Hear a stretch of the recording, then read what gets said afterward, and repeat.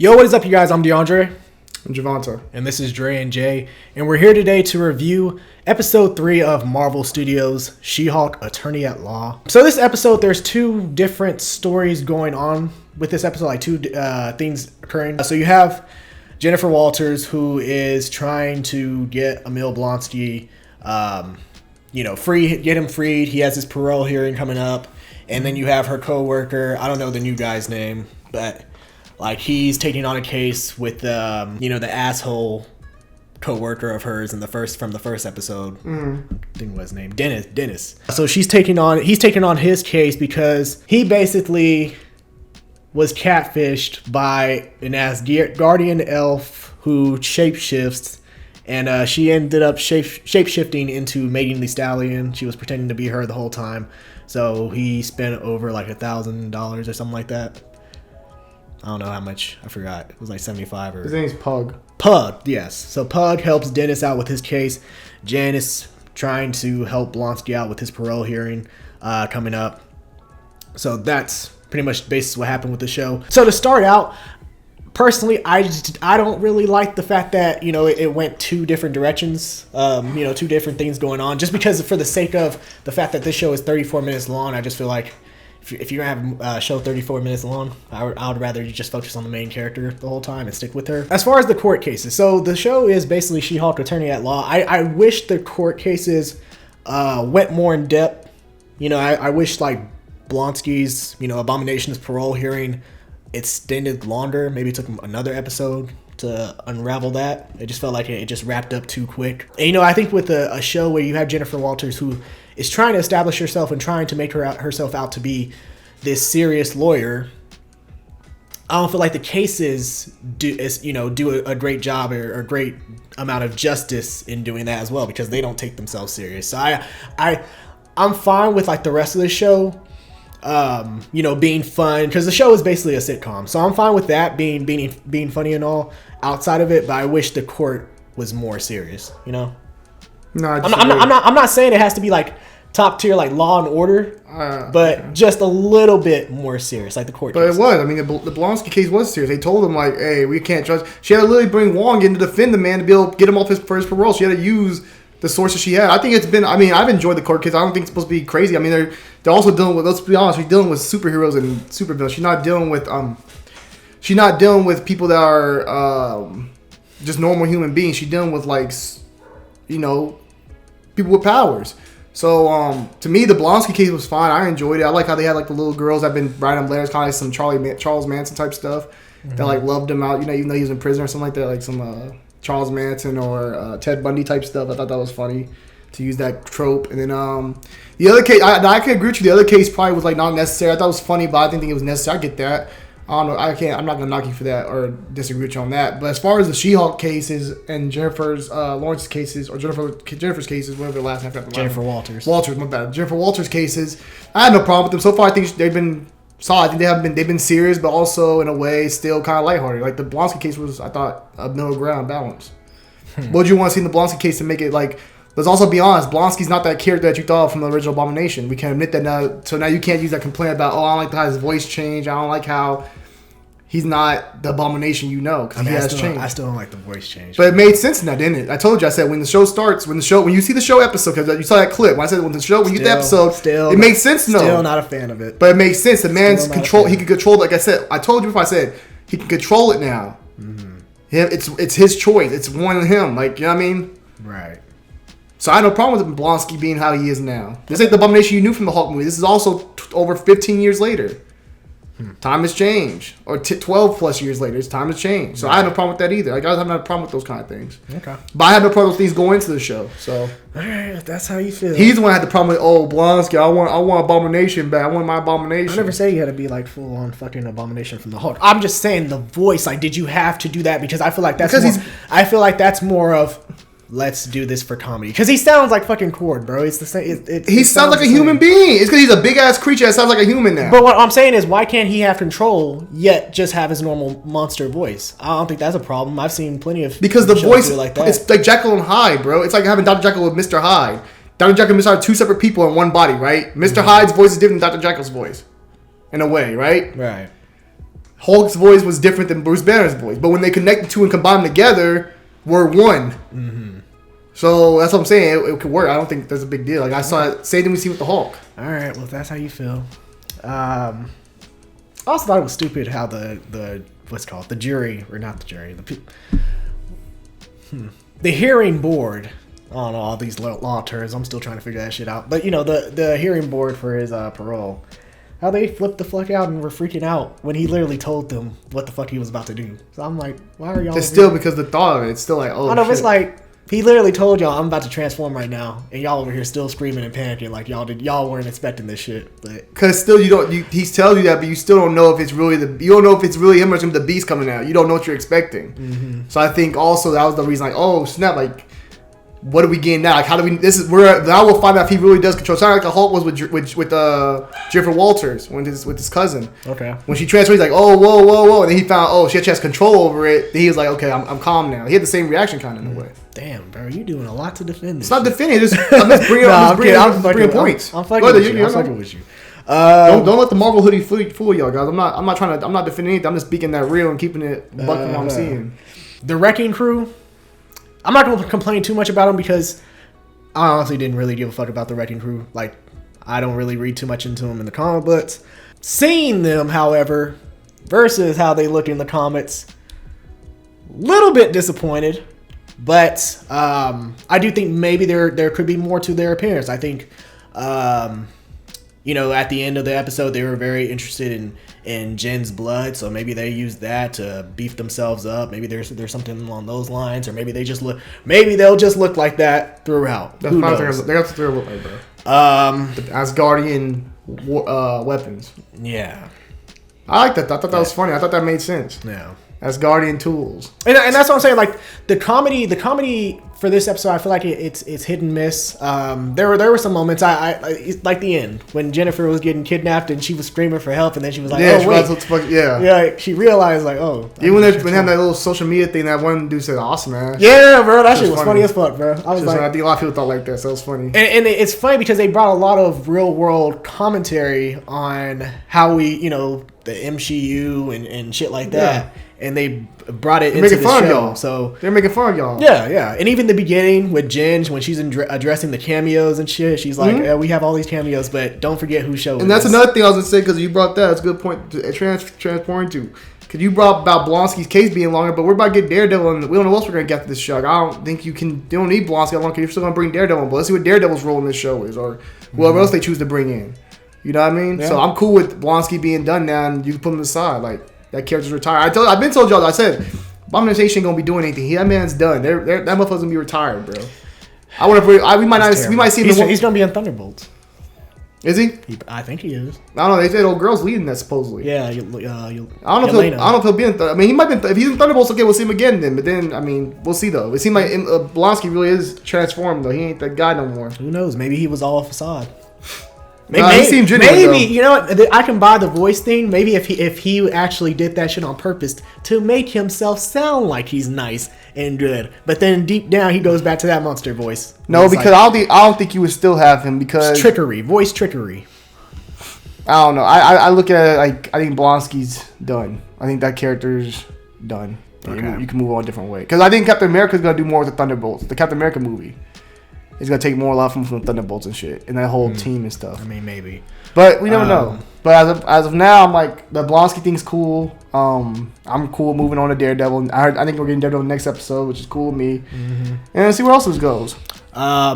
Juan was there. Explain why he broke. The Wong shit was funny, bro. I remember I worked at Target. Man was doing his thing. Yeah, Wong was funny. I like Wong, bro. Wong's just a dope character. That man said something about the Kumite, and it's funny, bro. If y'all are Boondocks fans, y'all watch the Boondocks, y'all know exactly. If y'all laughed at that scene, congrats. I laugh because if you watch Boondocks, I watch Boondocks. What the hell's wrong with you? There's this episode, they bring up the Kumite, and every time the word Kumite is said, like there's this background noise to it where it's like ooh-yah! Or something like that. Yeah, but no, they didn't do it with the show, but like that's like the word Kumite. Immediately when I thought of the word, I was like, it's like that sound popped up in my head. But yeah, Wong was funny, yeah, especially when they said, "Yeah, you broke up You gotta pay the charges. You gotta pay the charges. Well, I said, gotta go. Yeah. Deuces. CGI in this episode. I felt like this was a downgrade. Probably the worst CGI in the series so far. I'll agree with only that one scene when she's walking in. When she walking in, bro. That's the only part, shit, though. I was like, this shit looks like a 2K scene when you about to meet your agent for the first time. Yo, my career. Hello, Jennifer Walters here to represent you for the NBA draft. That's the only part I thought looked bad. Everything else looked fine. So overall, it still looks good. I'm not gonna make a complaint and say, oh, I mean, everything else looks good. We can knock any movie and say get down. Does Kev have the sniper on you? No, I know something. Does he have the red dot? Bro, get down. Any movie you look at gonna have you might have a scene or two with bad CGI. I'm not saying it's okay. I'm saying I mean. Okay, but can we agree that it was the worst? I agree. It's a bad. It looks bad. I'm saying this episode, it was like the worst. No, I thought that's the only thing that looked bad to me. I thought that look fine. Like when she's fine at the end, I think it looks fine. I think when she would make the stallion, it looks fine. I think all that stuff looks fine to me. Okay. I thought. So that's the only problem. That's the only thing I think you could really say. Or even when she's telling the blonde about the. That's the only thing I look at. Y'all say like, yeah. I thought the Megan Thee Stallion, like the CGI was there. I was trying to. I thought it looked good. Mad, but I didn't have a problem with it. Oh God, of course you don't have a problem with it. I mean, yeah, let's talk about that. Megan Thee Stallion. I love it. And that shit has divided social media. I love it. Divided MCU fans and shit. I love it. I was fine with it. I was cool with it because why? If there was any show or any superhero, any movie that would have brought Megan Thee Stallion, like the actual actress Megan Thee Stallion, and had her show up as herself in a show, I'm fine with it being this one. It made sense.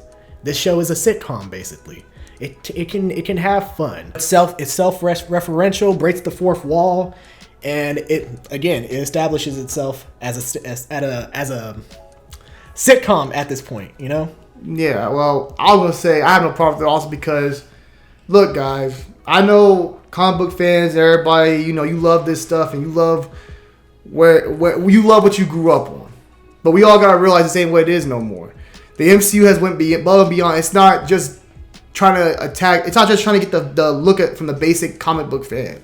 Mm-hmm. They have they're in a world now where they got hip hop articles talking about this shit. They're in a different bracket now. They have the her line. They have not the her line. They have the makeup line going on now with the She-Hulk type makeup line. That's part of like another makeup line that's real popular. They have their own little branding in that. Like the MCU is such a big brand now that everybody wants to be a part of it. Now you can say that might be a bad thing or a good thing. That's your choice. Mm-hmm.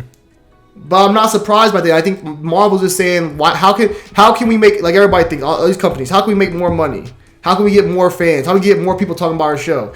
Say what you want, like Eazy said. Good, all publicity is good publicity. You ain't talking about the episode or that part, but you still watched it. People still tuned in and want to see it. Even if you don't watch a show, you had to go. If you're a Megan Thee Stallion fan, you had to go look at that scene. So let me answer this then for you. So if I make one of the worst MCU movies to date, but I involve Megan Thee Stallion, or I involve Drake, that's good? I'm saying it's good. What I'm saying is people praise Morbius because Morbius they had a whole thing for Morbius. They wanted Morbius back in the theaters, and Morbius is an okay movie to me. So I don't know why people complain about this. It's like, okay, we what do you mean? no. It's okay. It's not horrible. It's not great. It's okay. Continue. What I'm saying is like, I'm not saying I can make a movie great or bad. I'm saying to me the episode's okay. It wasn't the best episode. It wasn't the worst or the worst episode. It's just like it's there. It's fine. It's not horrible. It's not great. It's there. It's a weak episode. I'll say it's a weak episode compared to the first two. But I think episode 4 is gonna be amazing and gonna take it to the next level, which is why episode 3 was so like just casual because they know 4 is gonna be the one. I'll tell you right now, 4 is gonna be the best episode I think in this series. I'm putting it out there now. As far as the Megan Thee Stallion stuff, they're getting a new fan base. They gathered a new fan base by doing that scene, having She-Hulk twerking, throwing ass. It's okay. I mean, it's fun. It's having fun. They're having fun with the character, and they're gaining new fans as well. Should have did the thunderclap with them ass cheats. You know what I'm saying? Yeah. Was Dappy up on that? Yeah, but. There we go. Yeah, so I have no problem with it, bro. I mean, the only thing I would have a problem with, I thought you could have probably brought Cardi B in, but Megan Thee Stallion probably got more bangers than Cardi B. So I guess it works, but shit, it's cool. Nah, and again, like, it's She-Hulk, so I'm fine with it for this character and for this series. If you're gonna throw Megan Thee Stallion in any series, this is fine. Now I would have had a problem if you would have brought Megan Thee Stallion into the Black Widow movie and had Black Widow and Megan Thee Stallion doing this shit. Then I would have. Seeing Scarlett Johansson. Well, of course, like from a personal standpoint, you fine with it, but from like, you know, like just a comic book reader or just a MCU fan. But that's the thing, you can't go from a comic book reader. No, if you're a comic book reader, you can't just you can't look at. That's why I said MCU fan in general. It depends, because a lot of people, I know people like Jennifer. Me talking about my girlfriend Jennifer, and she loves the show so far. She just has some people at work that she goes and work, and some people at her job don't like this phase at all. Mm-hmm. So I think honestly, it depends also what you're going in there looking for. I have friends. No, I'm trying to shout out my man Austin, who loves the early phases of the MCU, loves up to the Infinity War Endgame. He said after that he thought the MCU was dead. He didn't think it was gonna have anything to come back from. Mm-hmm. So a lot of people were on that first high wave of that first Sega. And now we're doing some new shit and having to re-establish some shit. So people are kind of just like, hey, they're doing something different. They're not trying to be. They're trying not to be stagnant and give you the same shit that you got in the phases before this. They're trying to get some new characters, new personalities, new shit. Well, I'm trying to like contradict you in a way because, like you say, you're fine with it in Black Widow, but I say the reason why it's good in She-Hulk because She-Hulk is it treats itself as a sitcom. It's supposed to be funny. Black Widow was a whole ass serious movie. It had maybe a few jokes, you know, the common MCU jokes, one-liners, things like that. But if you would have thrown that scene in there, no, I agree. It would have worked. It would have worked. I agree. I was saying, but also Black Widow is considered not a movie that people don't like because it's in the wrong phase. Black Widow should have came out in phase 1, phase 2. Agreed. But if you threw this in Guardians of the Galaxy, I would have been cool. Would you attribute it was in Guardians? Probably not, because Guardians of the Galaxy, the movie is goofy in itself. So anyway. Okay, let me ask you this: would you have a problem if you had, let's say you had... let's not forget, Guardians of the Galaxy literally had Peter Quill at the end of the movie talking about dance off, me and you. Yeah, no, for sure. Okay. Yeah, I'm not saying this can work for everything. But, I mean, even like, okay, if Shang-Chi did it, it could have worked in Shang-Chi. They had a scene where they had Megan Thee Stallion pop up. Yeah, Shang-Chi, yeah. And Shang-Chi's not a comedy. It's not it's just like, it's a movie that has some serious moments, some comedy moments. Yeah, I mean, because there was a scene where they went clubbing, they did karaoke. But also, I keep saying, though, I say the thing like these pop stars that we think of, like Megan Thee Stallion, it basically makes the MCU feel more realistic because we have these kind of people, these celebrities out here, and these Megan Thee Stallion people like that are fans of these other celebrities, like these superstar celebrities in a way. Mm-hmm. You know what I mean? So all like fans of them as well. So it's kind of like just makes it more correlate. Right. And I will say this, if there was one critique about the scene, I just wish it was written better to how they can introduce a scene like that. I don't think it does seem Megan Thee Stallion either. Because, I think for it. She's her lawyer. But yeah, and that's the thing, I didn't get that. Like, why? If you would have wrote Megan Thee Stallion, like let's say they were at the bar together or some shit like that, probably would have been better just because why would Megan Thee Stallion why would Jennifer Walters accept Megan Thee Stallion as a client? I mean, of course she's she's a lawyer. She's not. She doesn't want to be a superhero. No, but I'm saying that law division she works in is a superhuman law division. So what? That's what they want to do. But she can still take on people as clients without being part of that division. No, I thought the whole point, like her being in the division. She took the job. That's the only job that's the only place that will offer her a job, right? Because they didn't want the clown show. But that doesn't mean clients can't come to you and say, I want you to represent me. It's one thing the job tells you, like it's like the job can tell you, okay, we're not hiring you for that. Like a job hires me and says, oh, okay, we want you to work with these kind of clients. A client can still, another client from another a client that wants to come get me to represent them can still come to me and I can still accept them as a representation. I can still represent them and shit. I can still do that. It doesn't matter if you want me to represent you or not. Okay.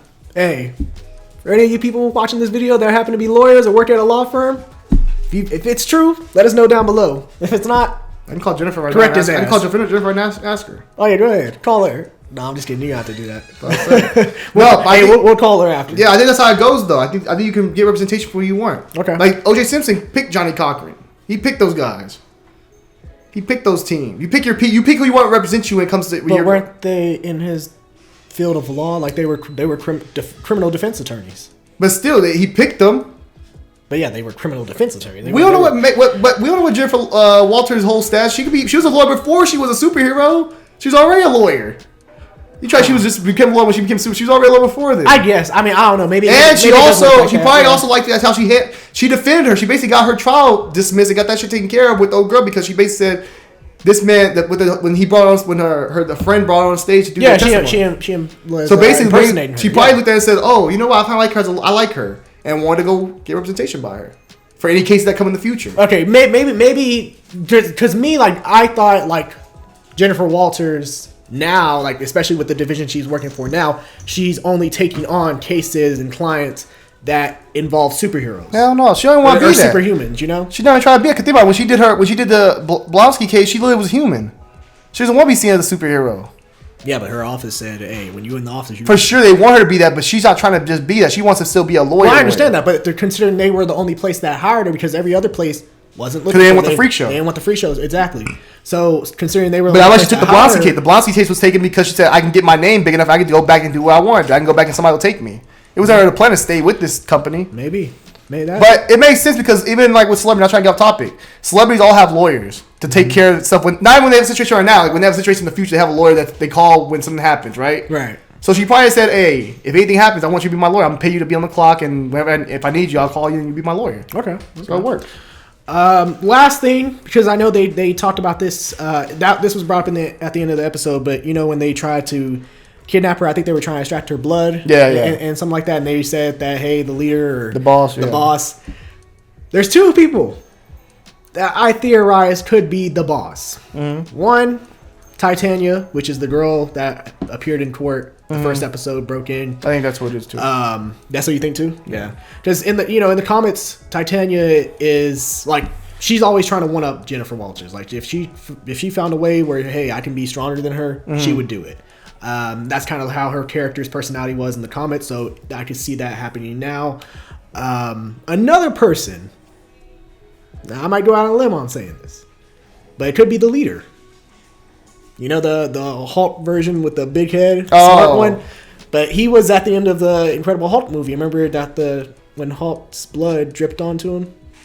Oh, yeah. That's played by that one guy. I can't think of his name. But he was in holes and shit. Yeah, I know you're talking about. But so it could be him. That doesn't make no sense, though. I mean, it could be. He needs her blood. I mean, wasn't this guy interested in gamma blood? He did get gamma blood. It's in his system. I know, but I'm saying, but he had that whole blood bank where he was always interested. Yeah, no, that could be. You could be right. I was saying that time period. That's back in 2008. That's 15 years plus later. Okay, we have Abomination now. But Abomination's changed. Like I'm saying, motivations change at this point. Okay. What's your motivation at this point? You'll get Jennifer to get her blood. Because it's different. She's actually more controlled. What's that got to do with you? She's controlled because she's just controlled. I ain't got nothing to do with the character. I ain't got nothing to do with the blood. Yeah. But I mean, her blood did heal the whole thing. Yeah, for sure. Now, if you're talking about healing, maybe she... I'm not saying you're wrong. I think it's more Titania, though. Yeah. I'm curious if Hulk's coming back in the series, too. But I'm saying, I think, like, if I went out on a limb, that's like a wild card. Yeah, I'm with those. And you said, what about the Hulk? I wonder if he's coming back to Earth. I don't think he is. I know people say it was the shots that he did with your girl, the villain, but... I don't know. Maybe I don't know. Maybe I don't know because, hey, that Universal Hulk deal ends next June, July. Now everybody's getting excited. Oh, Hulk could be back. Well, yeah, that's the only hope we have for the fucking character. Hulk's been good. Nah, but come on. Hulk still has that power in him, bro. He's just smarter now. But it's still, we want his own MCU movie at this point. We want another Hulk movie, damn it. Wow, you guys really hate the Hulk. No, we don't. Y'all show him this Hulk. Well, yeah, because it's the MCU Hulk, is not. Well, true. So what the movie gonna give you the same thought? One of the things we hate about this Hulk is that he goes through all these stages of development, and we're not there to see it because he doesn't have his own film.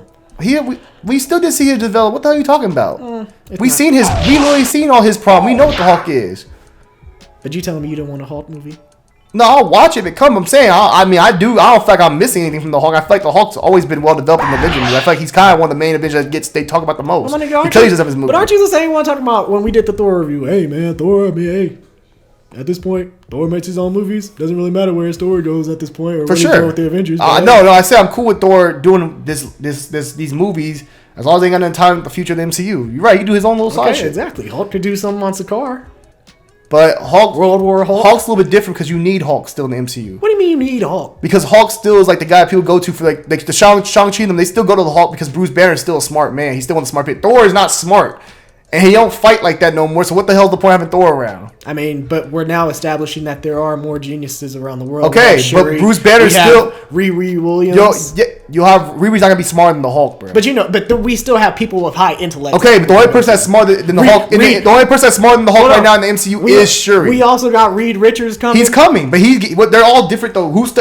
Hulk studies gamma. Reed studies what? And Shuri's a little bit everything, but she doesn't. But Gamma, that's Hulk's specialty. Okay. Maybe. So I'm saying you can still use the Hulk, regardless. He's always gonna be Bruce Banner's always gonna be needed because Bruce Banner's smart. Even once you have Reed Richards and Shuri, okay, cool. But Shuri stays on Wakanda. They have that Wakanda True. outreach. But what I'm saying is you can still use Bruce Banner in a lot of ways, which is why I do with the post-credit scenes, always showing his ass. With Thor is not good unless he's fighting. That motherfucker don't want to fight no more. So I mean, I guess. Or he fights still, but Thor's just a waste of time now. So I guess. And I still enjoy, and different though, I actually still enjoy watching the Hulk on TV. Like, I actually enjoy seeing him as a character on screen. I don't enjoy seeing Thor no more. I still enjoy seeing the Hulk. Like when the Hulk was in the She-Hulk episodes, he was funny. I like the Hulk there. I was like, oh, he's so cool. I still like the Hulk. Even though he's not the Hulk that we grew up on, like the first Avenger Hulk. First Avenger Hulk, nigga. Incredible Hulk was peak Hulk. Fuck the first. I ain't like the Edward Norton though. I ain't like the Bruce Banner and that shit. What you talking about? Edward Norton was a great Bruce. Not Banner. Edward. I ain't like the Bruce Banner character. What I'm saying. What do you mean you don't like the? I like Mark Ruffalo's version of Bruce Banner better than I like Mark. But what is it that makes you like Mark Ruffalo than I just like Mark Ruffalo's has more. He feels more like kind of like clueless in a way. Kind of innocent and like weak. Not weak, but like a softy. You know what I mean? But that's the whole point, is to introduce him as that. Because the Hulk is completely opposite. And that's why I like Mark Ruffalo. That's what I'm saying. I like Mark Ruffalo's version. You asked me what I like about Mark Ruffalo's version. But I'm saying you just mentioned Edward Norton and how his version is. But I'm saying the Hulk like Edward Norton's version. It plays perfectly with the Hulk because he's the complete opposite. But what are you saying about? So what's Mark Ruffalo's Bruce Banner? That's why I said. I just told you what I thought about Mark Ruffalo's Bruce Banner. You said Edward Norton. No, you asked about Mark Ruffalo. So I said You literally said Mark Ruffalo. Okay, all right. So Mark Ruffalo. I like how Mark Ruffalo's like more like simple, simplistic, nice guy. See, you could push him around all the time. Doesn't want to fight. Doesn't want to get in any problems. Just want to be just there. Hey, Tony, we shouldn't do this. Tony. I like that about Mark Ruffalo's character. Okay, then what's Edward Norton's? To me, Edward Norton was a guy that was kind of still. He wasn't as complicated, I felt, as far as socially. He had a life outside. He had a girl he loved. He had all that kinds of. Mark Ruffalo didn't have no love really. Mark Ruffalo's Bruce really didn't love anybody. He couldn't, even when Natasha loved him, he told Natasha, he said, I can't love you. Like, I can't be with you. That's Hulk's story. Edward Norton, that is Hulk's story, what you're describing. That is comic book Hulk. Betty and him, that's the thing. Yeah, but I like how, I'm not saying it's wrong. I'm not saying there's anything wrong with that movie. I like Mark Ruffalo. Mark Ruffalo, I just feel like is more clumsy. He just seems more innocent in a way. You know what I mean? Huh. Like when I look at Mark Ruffalo, also Mark Ruffalo the actor, I just look at him, when I see Mark Ruffalo, he just seems like somebody like, oh, that motherfucker can't do nothing to me. Edward Norton looks kind of like a badass when he's regular Bruce Banner. I mean, that is true. Mark Ruffalo looks like a punk. You can just punk him and shit. But he's still like, when he that's what makes him cool, because when he turns into Hulk, he's a beast. Since we're getting very close to sell out, guys, I just want to say, I'm taking a guess right now, taking a wild swing. I think this fourth episode, She-Hulk's gonna be the best episode of the series. And this episode 3 that was like mediocre to a lot of people, y'all aren't gonna care because episode 4 is gonna be that fire. Okay. Every show has an episode that's mediocre. It just happens. Nice prediction. I'm ain't a bad one. I mean, mostly because I've seen it on social media where a lot of people say, "Oh, the 4th episode ends." But also, every show you go look at Mandalorian. Every show you look at has at least one episode where you're like, "Okay, it's just low key, didn't do anything. It didn't move the needle." Yeah, I mean, yeah. But this one did still move the needle. But like, you don't have that one episode that's kind of the weakest episode. That's true. It is what it is, though. I'm still laughing at that damn scene. That shit looks like a cut scene. Frequency vibrations, Jennifer Walters. Nice to meet you. I'm here to represent you for the NBA draft. Yeah, it didn't look good. I don't know why it didn't look good. That shit looked terrible, man. The rest of the show looked good to me. The rest of the show was fun. All right. But yeah, I mean, there were some moments. I do think this episode was the worst of all 3. But, hey, still interested in the show. I know it is what it is. I know what it is. It's trying to be a sitcom. Understand. Completely. So I'm not really taking it as serious as I would other shows. But yeah, with that, what did you guys think of Marvel Studios' She-Hulk Attorney at Law Episode 3? Let us know your thoughts down below. in the comment section below. And if you enjoyed this review, feel free to like, share, and subscribe. I'm DeAndre. Represent all times, guys. Jesus Christ, bro. Guys at all times, guys. And I'm Javante, and we are the MCU. No, we are not. This is Dre and Jay. And we are part of the MCU. Oh, no. And DC. No, we are not part of DC. And DC. Don't put that in there. Oh, hell yeah, I am. Delete that footage. All right, deuces. Deuces.